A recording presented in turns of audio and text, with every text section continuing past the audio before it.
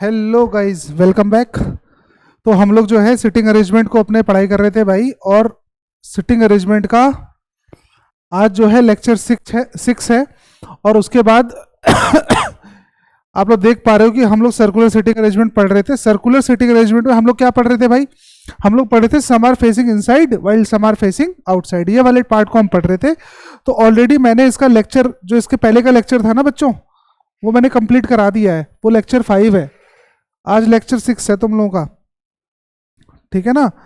तो थोड़ा देख लेना एक बार, आराम से उसको सर्च कर लेना और फिर उसके बाद तुम्हें मिल भी जाएगा ये। ठीक है ना? चलो, तो बिना किसी टाइम को बर्बाद किए हम लोग इस क्वेश्चन को सॉल्व करते हैं। स्क्रीनशॉट ले लेना, फिर उसके बाद मैं इसको सॉल्व करूंगा। पहले आप लोग स्क्रीनशॉट ले लेना। चलो आ जाओ जरा क्वेश्चन पे। क्वेश्चन क्या बोल रहा है ध्यान से देखते हैं। क्वेश्चन ये बोल रहा है कि 8 दोस्त हैं, सर्कुलर टेबल में बैठे हैं। Some of them are facing inside and some of them are facing outside. तो 8 दोस्त बना लो। Some are facing inside, some are facing outside, मैंने बना लिया। फिर बोल रहा है कि 3 person are sitting between X and V. X और वी के बीच में कितने बंदे? 3 बंदे हैं। एक्स और वी के बीच में कितने बंदे? 3 बंदे हैं। तो 3 बंदे हमेशा ऐसे ही बनते हैं यार। 8 बंदों के केस में बार बार रिपीट कर रहा हूं मैं कि कभी भी 3 बंदे बनाने हो बीच में तो जस्ट अपोजिट बैठा देना उसको। और फोर्थ राइट हो या फोर्थ लेफ्ट हो तो भी अपोजिट बैठा देना उसको 8 बंदों के केस में। तो ये बोले 3 बंदे बैठे थे एक्स और वी के बीच में, both are facing opposite direction. तो एक काम कर लेते हैं, एक बार एक्स को अंदर मान लेते हैं, वी को बाहर मान लेते हैं। एक बार एक्स को बाहर मान लेते हैं, वी को अंदर मान लेते हैं। फिर इसने बोला W is second to the right of both V and X. W V के भी राइट में है, एक्स के भी राइट में है। डब्ल्यू वी के राइट में है, एक्स के भी राइट में है। फिर बोल रहा है कि and faces opposite direction to X, और एक्स के अपोजिट फेस कर रखा है। तो इस केस में बाहर, इस केस में अंदर। U is sitting third to the right of W. अब डब्ल्यू के थर्ड राइट में बैठा हुआ है यू। इस केस में यहां आना पड़ेगा, इस केस में यहां आना पड़ेगा। फिर इसने बोला है W who is not opposite to T. W जो है ना वो टी के अपोजिट नहीं है। ठीक है? फिर बोल रहा है Y is neighbour of both W and V. Y W और वी का पड़ोसी है, तो यू बनेगा, यू बनेगा, है ना? And sitting second to the right of T, और टी के सेकंड राइट में बैठा हुआ है। ठीक है ना? तो वाई जो टी के सेकंड राइट में कौन बैठा है? टी के सेकंड राइट में बैठा हुआ है वाई। यही चीज कहना चाह रहा है वो। तो सेकंड राइट ये भी हो सकता है, सेकंड राइट अभी तो ये भी हो सकता है ना, दोनों वैल्यू हो सकती हैं। T who is not neighbor of W. T जो है वो डब्ल्यू का नेबर नहीं है भाई, है ना? अब एक बात बताओ,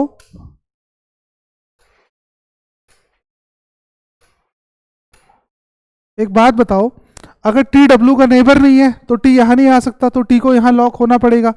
टी यहां नहीं आ सकता तो टी को, टी डब्ल्यू का नेबर नहीं है ना, तो टी डब्ल्यू का नेबर नहीं है और सामने भी नहीं बैठा हुआ है। तो ये बताओ टी यहां नहीं आ सकता, टी यहां नहीं आ सकता, टी को यहां पर बना दो। टी के सेकंड राइट में तुम्हारा डब्ल्यू वाई बैठा हुआ है, तो टी के सेकंड राइट में वाई ऐसे ही बैठेगा। टी के सेकंड राइट में वाई ऐसे ही बैठेगा। फिर क्या बोला इसने? Y sits third to the left of S. अब वाई जो है वो एस के थर्ड लेफ्ट में है। Who is third to the right of both Y and Z. अब एक बात समझो यार, वाई जो है ना वो एस के कहां पर है?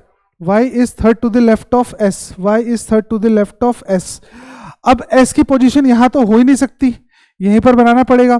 y is third to the left of s। इस केस में यहां बनाना पड़ेगा y is third to the left of s। अब कौन बचा? z बचा ना, z को यहां लॉक करो। ठीक है ना? अब देख लो क्या बोला, t faces toward the centre. अब t का फेस इनसाइड है, तो इसका मतलब डायग्राम नंबर 1 तो हो गया इनवैलिड, डायग्राम नंबर 2 हो गया वैलिड। लेकिन अभी इसमें फेसेस को क्लियर कर लेते हैं। इसने बोला है एस जो है ना वो वाई और जेड दोनों के राइट में है। एस जो है वो वाई और जेड दोनों के राइट में है। तो वाई और जेड दोनों के राइट में कैसे बनेगा? ऐसे ही बन सकता है। ठीक है? तो क्वेश्चन कंप्लीट हो गया इसका। पहले क्वेश्चन पर आ जाओ, क्या बोल रहा है? What is the position of Z with respect to U. Z की पोजीशन यू के रिस्पेक्ट में। अच्छा, यू का फेस क्लियर कर ले यार, रुको जरा। T faces toward the centres and sitting second to the left of U, second to the left of U. ये लो ऐसे करके, है ना? यू बाहर की तरफ देख रहा है। अब यू के रिस्पेक्ट में यू जो है जेड की पोजीशन बतानी है मुझे। Z with respect to U, Z with respect to U, तो जेड जो है वो यू के सेकंड राइट पर है। जेड जो है वो यू के सेकंड टू द राइट पर है, बी ऑप्शन को टिक मार देंगे।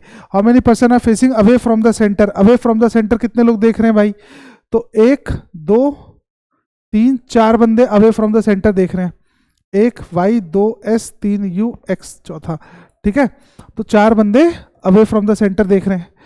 Who among the following pairs faces the same direction sitting opposite to each other, sitting opposite to each other और same direction है, तो Z और T, यही ऑप्शन टिक कर दो यार, पहला ही ऑप्शन मैच कर गया है, ठीक है।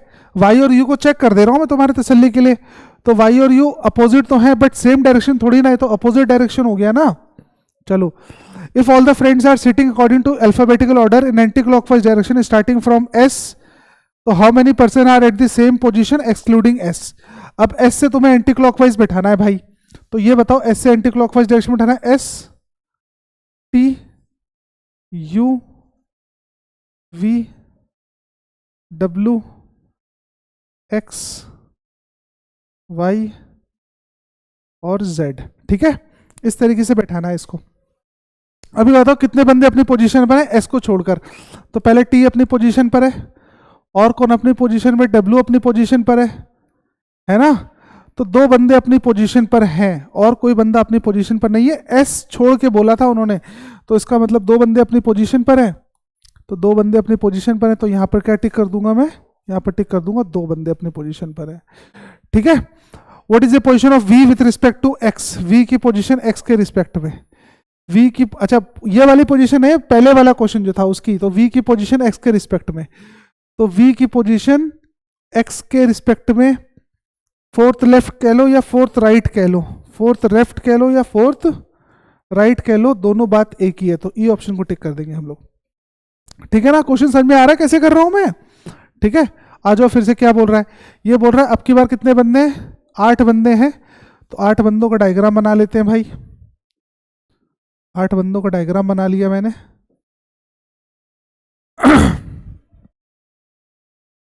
8 बंदों का डायग्राम बना लिया, सबका फेस इनसाइड है तो ज्यादा कोई झंझट है ही नहीं इसमें।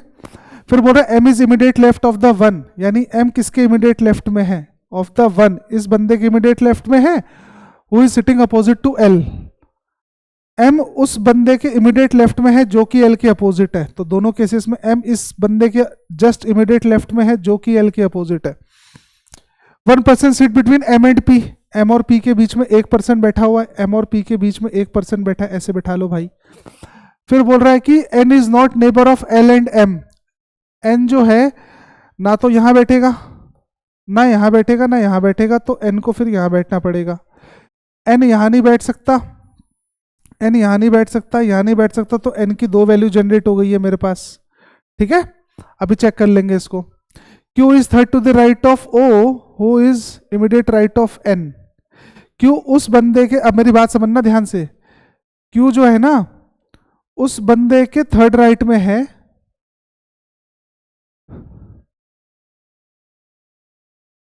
O के थर्ड राइट में है, O who sit immediate right of N, अब O जो है ना वो इमीडिएट राइट में है N के, तो ये बताओ अगर मैं इसको लॉक करना चाहूं तो इमीडिएट राइट में N के कौन है भाई, यही तो है, ये हो गया O, और O के थर्ड राइट में कौन बैठा हुआ है, Q, तो 1 2 3 Q यहां लॉक हो सकता है। इस केस पर आओ, N का इमीडिएट राइट इसको बना दूं अगर मैं, तो ये O बनेगा, अब O के थर्ड राइट पे कौन बैठा है, Q, तो 1 2 3 Q बैठ ही नहीं पाएगा, इसका मतलब ये वाली पोजीशन N की एलिमिनेट हो गई है। अब N के, सॉरी ये N को अगर बनाऊं मैं तो इमीडिएट राइट में O 1 2 3 नहीं बन पाएगा, इसका मतलब ये वाली पोजीशन एलिमिनेट हो गई है, यहां पर N को रहने दो, N के इमीडिएट राइट में बनाओ O को और O के थर्ड राइट में बनाओ Q को, तो 1 2 3 Q यहां पर लॉक हो जाएगा भाई, है ना। S does not sit opposite to P, S P के अपोजिट नहीं है, S P के अपोजिट नहीं है, तो S को यहां बना दे रहा हूं मैं, S P के अपोजिट नहीं है तो S को मैं यहां बना दे रहा हूं, and not immediate neighbour of R, और S जो है ठीक है, बाय डिफॉल्ट यहां पर R ही तो बचा, बाय डिफॉल्ट यहां पर R ही तो बचा, तो ये बताओ इसने क्या बोला था, इसने बोला S P के अपोजिट है और R का पड़ोसी नहीं है, तो इस वाले डायग्राम नंबर 2 में तो ये तो इनवैलिड हो रहा है ना, क्योंकि ये पड़ोसी बन गए, ये वाला अपना वैलिड हो रहा है डायग्राम नंबर 1। आ जाओ जरा क्वेश्चन कर लेते हैं इसके। What is the position of R with respect to N, R की पोजीशन एन के रिस्पेक्ट में, तो थर्ड राइट, थर्ड राइट पे टिक कर देंगे हम लोग, थर्ड टू द राइट, पहला ऑप्शन है।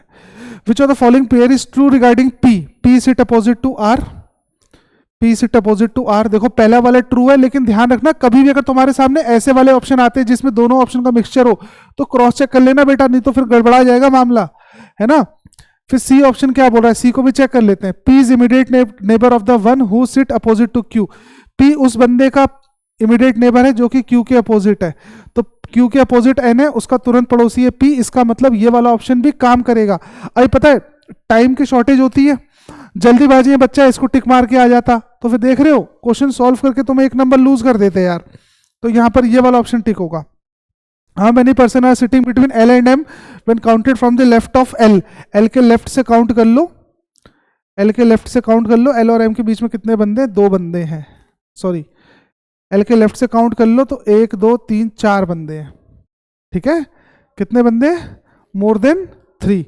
If L is related to S, अब एल का रिलेशन एस से है, अपोजिट है, चलो अपोजिट के कंसेप्ट पे क्वेश्चन चल रहा है ये, तो आर का रिलेशन किससे होगा, आर का रिलेशन बन जाएगा मेरा पी से, आर का रिलेशन किससे बन जाएगा, आर का रिलेशन बन जाएगा पी से, ठीक है। Who sit immediate left of the one who sit second to the right of N, second to the right of N कौन है, second to the right of N हो गया एल, और अब क्या पूछ रहा है, इमीडिएट लेफ्ट में कौन है एल के, एल के इमीडिएट लेफ्ट में कौन है ओ, तो यहां पर बनेगा ओ, ये मिसप्रिंट है बेटा, ये बनेगा ऑप्शन ओ, और 35वां क्वेश्चन तो इनवैलिड है। भाई जी तो अपने क्वेश्चन में है ही नहीं, वो गलती से मेरे से किसी और क्वेश्चन का आ गया इधर। आ जाओ फिर से स्क्रीनशॉट ले लो इस क्वेश्चन का, फिर उसके बाद मैं करके दिखाऊंगा इसको, ठीक है। चलो आ जाओ आ जाओ क्वेश्चन पे। इसने बोला कि टोटल बंदे 8 हैं, 8 बंदों का डायग्राम मैंने बना लिया, ठीक है, 8 बंदों का डायग्राम बना लिया इस तरीके से। फिर क्या बोला, some are facing centre, some are facing outside the centre but not necessary in the same order, C sit second to the right of F, C sit second to the right of F, C sit second to the right of F, ये कर लिया मैंने।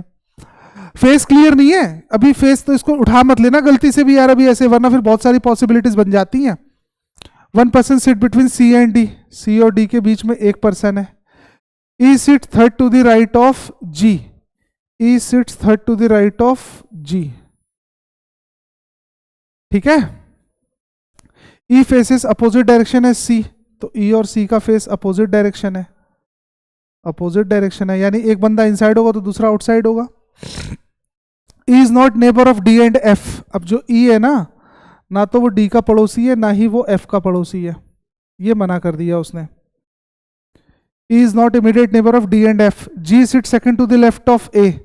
G sits second to the left of A. G sits second to the left of A. A who sits second to the right of B. अब जो A है ना वो B के सेकंड राइट पर है भाई, A जो है वो B के सेकंड राइट पे। ये इंफॉर्मेशन लिखने का तरीका देख लो, सबसे इंपॉर्टेंट तो यही है भाई, ठीक है। B and A are not neighbors of D, यानी D के पड़ोसी ना तो B है ना ही A है, ठीक है ना। H and D sit immediate right to each other, यानी H के इमीडिएट राइट में D है और D के इमीडिएट राइट में H है, ध्यान रखना इस बात को, immediate right to each other बोला उसने। C faces same direction as A, और C और A का जो फेस है वो सेम डायरेक्शन है, ठीक है, इन दोनों का फेस सेम डायरेक्शन है।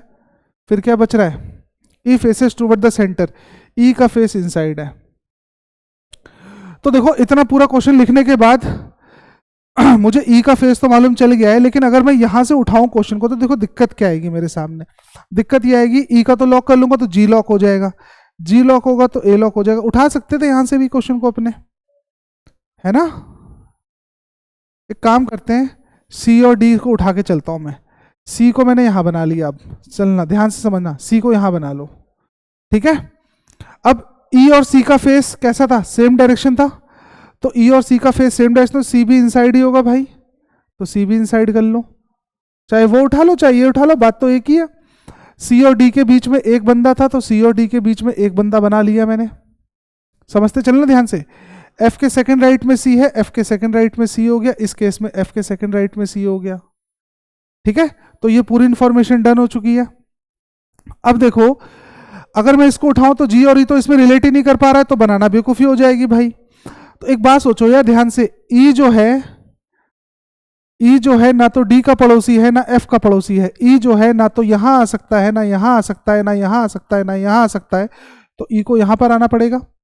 सिमिलरली ई को यहां पर आना पड़ेगा, है कि नहीं? अच्छा देखो अब क्या बोला था, अब जब तुमने ई को लॉक कर लिया तो जी को लॉक कर सकते हो, तो देखो जी यहां भी आ सकता है, जी यहां भी आ सकता है, तो फिर इसमें दो पॉसिबिलिटी, फिर इसमें भी दो पॉसिबिलिटी यार। तो होल्ड कर लो, अभी क्वेश्चन को ध्यान से समझ लो। अब डी जो है उसके आसपास ना तो बी बैठा है ना तो ए बैठा है, तो बी और ए यहां नहीं बैठ सकते, इसका मतलब बी और ए ऐसे बैठ सकते हैं, यूं यूं बैठ सकते हैं बी और ए। ठीक है, तो डी के पास बी और ए नहीं बैठ सकते, तो बी और ए को ऐसे बैठना पड़ेगा, यूं इस तरीके से बैठना पड़ेगा बी और ए को। ठीक है ना? फिर इसने बोलता है सी और ए का फेस सेम डायरेक्शन है और ए के सेकंड लेफ्ट पे बैठा हुआ है जी। अभी रुको, अब एक काम समझो ध्यान से, जी के थर्ड राइट में ई है ना, अब जी के थर्ड राइट में ई कैसे बन सकता है? यही तो बन सकता है। तो जी का थर्ड राइट कैसे होगा? जब जी को फेस अंदर कराऊंगा मैं। इस केस में जी को मेरे यहां बनना पड़ेगा, फेस आउटसाइड करना पड़ेगा, तभी तो थर्ड राइट बनेगा। अब ये बताओ किस किस का फेस, ए और सी का फेस सेम डायरेक्शन था और ए के सेकंड राइट लेफ्ट में जी है, तो ये बताओ यहां से अगर मैं ए को बनाऊं तो सेकंड लेफ्ट तो बन नहीं पाएगा, तो इस केस में ए को यहां लॉक करना पड़ेगा, बी को हटाना पड़ेगा, बी हट गया यहां से तो बी यहां लॉक होगा, ए यहां पर हटेगा। ए के सेकंड लेफ्ट में जी था तो ए के सेकंड लेफ्ट में जी ऐसे ही बनेगा, और बी के सेकंड राइट पे ए था तो बी के सेकंड राइट पे ए था तो बी का सेकंड राइट ए ऐसे बनेगा। बात समझ में आ रही है कि नहीं? ठीक है, फिर आ जाओ, ई और सी का फेस अपोजिट डायरेक्शन है, ई और सी का फेस अपोजिट डायरेक्शन कर लो, ई और सी का फेस अपोजिट डायरेक्शन कर लो, है ना? तो एक बात बताओ ए के सेकंड लेफ्ट पे जी था तो इस केस में ए को यहां लॉक करना पड़ेगा, ए के सेकंड लेफ्ट में जी था, ए के सेकंड लेफ्ट में जी हटेगा, यहां पर आएगा बी हटेगा, बी यहां पर आएगा, ए हटेगा। समझ में आ रहा है ना कैसे लॉक हो रहा है? ठीक है, और बी के सेकंड राइट पे ए था तो बी के सेकंड राइट पे ए ऐसे ही आ सकता है और कोई वैल्यू बन नहीं सकती मेरे पास। अब एच और डी बचा है ना, तो जाहिर सी बात है एच को यहां पर आना पड़ेगा, एच को यहां पर आना पड़ेगा। अच्छा दोनों एक दूसरे के इमीडिएट राइट थे तो इसको ऐसे करना पड़ेगा मुझे, इमीडिएट राइट थे भाई तो ऐसे करना पड़ेगा मुझे। ठीक है, सी और ए का फेस सेम डायरेक्शन होना चाहिए। अभी देखो दोनों डायग्राम मेरे वैलिड चल रहे हैं, इनवैलिड तो अभी कोई है ही नहीं, तो एक को इनवैलिड भी तो करना पड़ेगा। तो सी और ए का फेस सेम डायरेक्शन था, बस ये चेक कर लो यार। देखो इस केस में सी और ए का फेस सेम डायरेक्शन है, इस केस में डायग्राम नंबर 1 तो इनवैलिड है क्योंकि सी और ए का फेस अपोजिट डायरेक्शन हो रहा है, तो डायग्राम नंबर 2 अपना वैलिड है। ठीक है ना? क्वेश्चन पे आ जाओ भाई। Question more home the following sit opposite to E, E के अपोजिट कौन बैठा हुआ है? ई के अपोजिट बैठा हुआ है सी। ई के अपोजिट कौन बैठा हुआ है? सी बैठा हुआ है। What is the position of F with respect to G? F की पोजीशन जी के रिस्पेक्ट में, एफ की पोजीशन जी के रिस्पेक्ट में, तो इधर से आ जाओ, तो थर्ड लेफ्ट हो रहा है ना, थर्ड लेफ्ट हो रहा है, थर्ड टू द लेफ्ट हो रहा है, थर्ड टू द लेफ्ट हो रहा है, सी ऑप्शन बनेगा। If all the friends are seated according to alphabetical order anti clockwise direction starting from A, how many person remain at the same position? अब A से मुझे anti clockwise value में सबको set करना है भाई, है ना? तो ए से एंटी क्लॉकवाइज वैल्यू में सेट करना है, तो देखो ए यहीं पर रहेगा, A B C D E F जी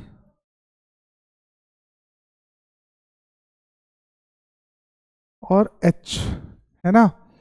तो एक बात बताओ कितने बंदों की पोजीशन एज इट इज है? इंक्लूडिंग ए बोला है कि एक्सक्लूडिंग ए बोला है? तो इसमें इंक्लूडिंग एक्सक्लूडिंग तो बोला ही नहीं है। ठीक है, तो इसका मतलब कि मुझे इसको काउंट करना पड़ेगा। ए मेरा वहीं पर है, ए लॉक हो गया, उसके बाद जी जी वहां पर है, इसको लॉक कर लो। ठीक है, तो दो बंदे हैं मेरे उसी जगह पर, दो बंदे मेरे उसी जगह पर बैठे हुए हैं। एक बार और चेक कर लूं, ए हो गया, सी हो गया, डी ई एफ जी एच, तो दो बंदे मेरे उसी जगह पर बैठे हुए हैं। 2 person are sitting at the same position. Immediate right of G कौन है भाई? Immediate right of G, immediate right of G बैठा हुआ है D. Immediate right of G कौन बैठा हुआ है? डी बैठा हुआ है। अब बोल रहा है four of the following are alike in a certain way, तो देख लो पहले, ऐसा तो नहीं कि दोनों पड़ोसी टाइप के पेयर बन रहे हो, तो एफ और डी, एफ और डी, एफ और डी अपोजिट है, जी और बी अपोजिट है, तो जी और बी अपोजिट है, फिर ई और सी अपोजिट है, ई और सी अपोजिट है, फिर ए और एच को देख लो, ए और एच को देख लो, ए और एच भी अपोजिट हो रहा है, फिर कौन बच रहा है, एच और डी बच रहा है ना, तो एच और डी अपोजिट नहीं है भाई मेरे, तो इसका मतलब ई ऑप्शन अपना डिफरेंशिएट हो जाएगा, अलग हो जाएगा।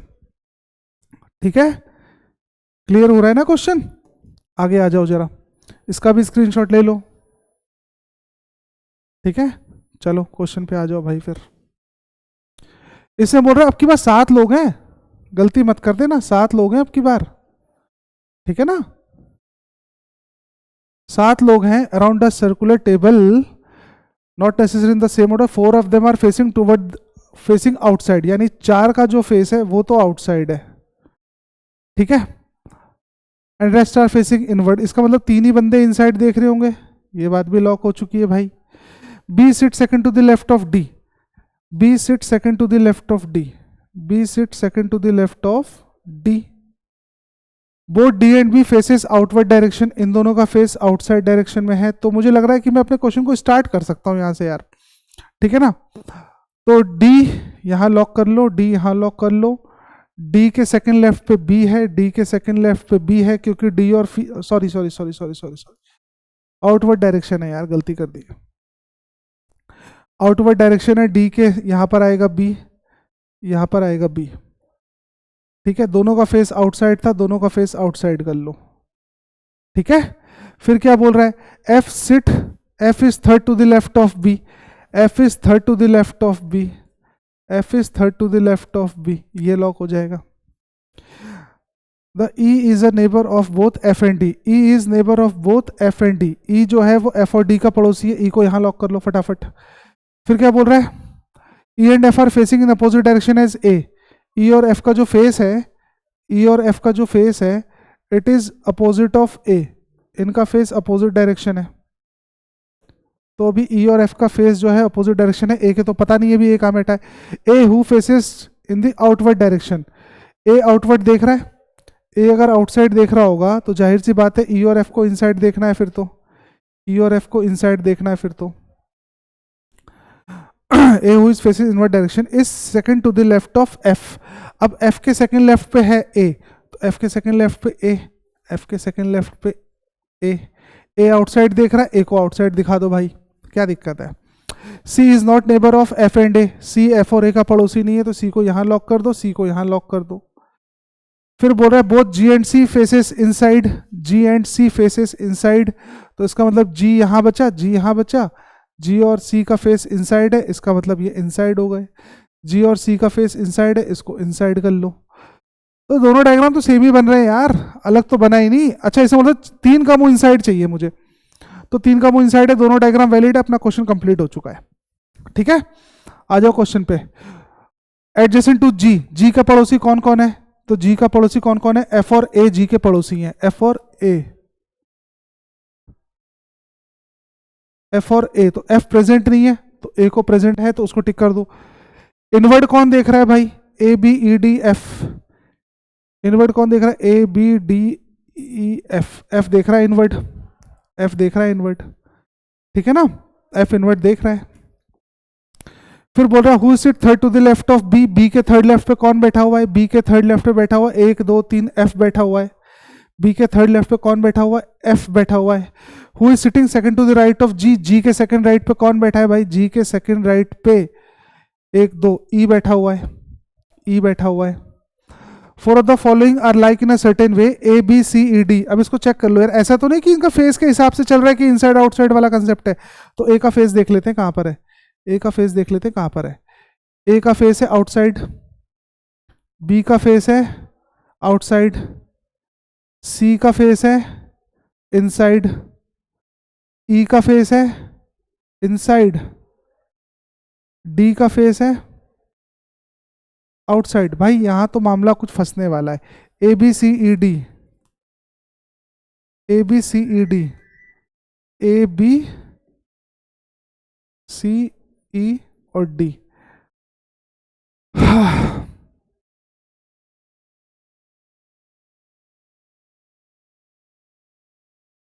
कैसे अलग हो सकता है? ए का फेस आउटसाइड है, ए का फेस आउटसाइड है, बी का फेस आउटसाइड है, सी का फेस इनसाइड है, ई का फेस भी इनसाइड है, डी का फेस भी आउटसाइड है। तो मामला तो फंस गया। इसमें डिफरेंशिएट कैसे करें भाई फिर इसको? हम्म,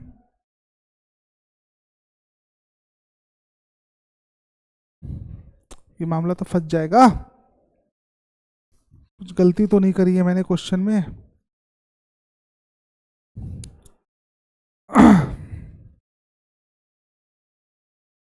ए B C E D, A B C E D, check कर लूँ फिर इसको। ए बी सी ई, चलो इस क्वेश्चन का मुझे लॉजिक समझ में नहीं आ रहा है, इसको होल्ड पे डाल दो भाई। ठीक है, 45 क्वेश्चन ये तुम लोग करने की कोशिश करना, और कमेंट में भैया मुझे बता देना कि किस वजह से ये अलग है। ठीक है ना? अगले क्वेश्चन पे आ जाओ, और ये हमारा लास्ट क्वेश्चन होगा। सबका फेस सेंटर की तरफ है इस क्वेश्चन में, तो एक काम कर लो, सबका फेस सेंटर की तरफ है। कितने बंदे? 8 बंदे। फटाक से बना लेते हैं इसको, सेंटर की तरफ फेस है। इसने बोला है कि M sit second to the right of K, M sit second to the right of K, G is sitting third to the right of N. G is sitting third to the right of N. One person sit between J and G. One person sit between J and G. I and H are immediate neighbors of N. I और H जो है वो N के पड़ोसी हैं। ठीक है, फिर क्या बोल रहा है? L is not immediate neighbor of G. L जो है वो G का पड़ोसी नहीं है। तो एक काम करते हैं, यहीं से क्वेश्चन को स्टार्ट करते हैं यार, है ना? यहीं से स्टार्ट करते हैं क्वेश्चन को। N को बना लो, N को बना लो। N के थर्ड राइट में G है, 1 2 3, थर्ड राइट में G आ गया। G और J के बीच में 1 है, तो G और J के बीच में 1 है, तो G और J के बीच में 1 हो गया है। फिर I जो है वो N और H का पड़ोसी है, I जो है वो N और H का पड़ोसी है, तो I जो है वो N और H का पड़ोसी है। H is not immediate neighbour of K, H जो है वो K का पड़ोसी नहीं है भाई, है ना? तो इस केस में देखो, N जो है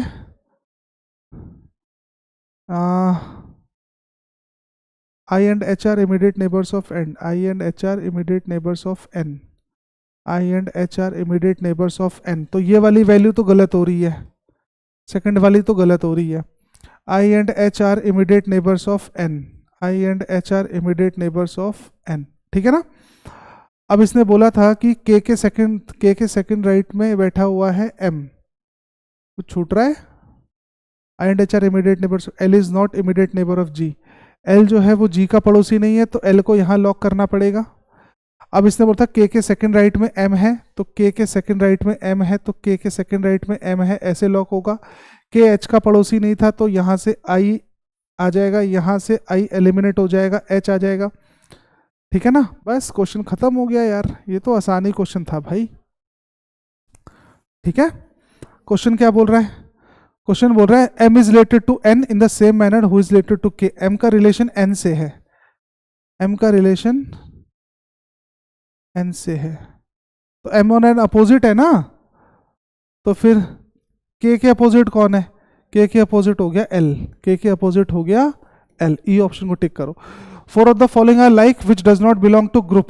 K और L, K और L आमने सामने है। N और M, N और M भी आमने सामने है भाई। N और J, N और J ये गड़बड़ा रहा है, J और I। ठीक है, चलो यही ऑप्शन को टिक मार दो तुम, N और J को टिक मार दो। Who sit immediate left of who facing G। देखो G को जिसने फेस कर रखा उसके इमीडिएट लेफ्ट बताना है, G के इमीडिएट लेफ्ट नहीं बताना है मुझे। G की ओर मुख करके किस ठीक के बाईं ओर कौन सा व्यक्ति बैठा हुआ है? Who sit immediate left of the one who faces G। तो G को किसने फेस कर रखा है? G को फेस कर रखा है H ने। H के इमीडिएट लेफ्ट में कौन है? H के इमीडिएट लेफ्ट में बैठा हुआ है L। तो ए ऑप्शन को टिक मार दो। Who is sitting immediate right of M। M के इमीडिएट राइट में कौन है? M के इमीडिएट राइट में कौन है भाई? एम के इमीडिएट राइट में कौन है? एम के इमीडिएट राइट में कौन है? जे। एम के इमीडिएट में बैठा हुआ है J. Who is fifth to the right of H? H के फिफ्थ राइट में कौन है? तो एच के फिफ्थ राइट में 1 2 3 4 5 ये बैठा हुआ है एम। ठीक है, कौन बैठा हुआ है? एम बैठा हुआ है। कौन बैठा हुआ है? एम बैठा हुआ है। ठीक है, बात समझ में आ गई? ठीक है ना? तो देखो यार, अभी अपने पास 30 मिनट हुए। 30 मिनट में मैंने यार ये 25 क्वेश्चन कर डाले हैं भाई, विथ एक्सप्लेनेशन। बात समझ में आ रही है? तो अगर मैं कर सकता हूं तो तुम लोग भी कर सकते हो बिना किसी हेडेक के। बहुत ही इजी कंसेप्ट है, बस चीजों को अपने सामने रखो। ठीक है, और कंसंट्रेशन के साथ चीजों को करो तो आप इजीली कर ले जाओगे। ठीक है, okay then, thank you so much, see you in next class. और अगली क्लास हम लोग पजल की करेंगे, है ना? ठीक है, ओके।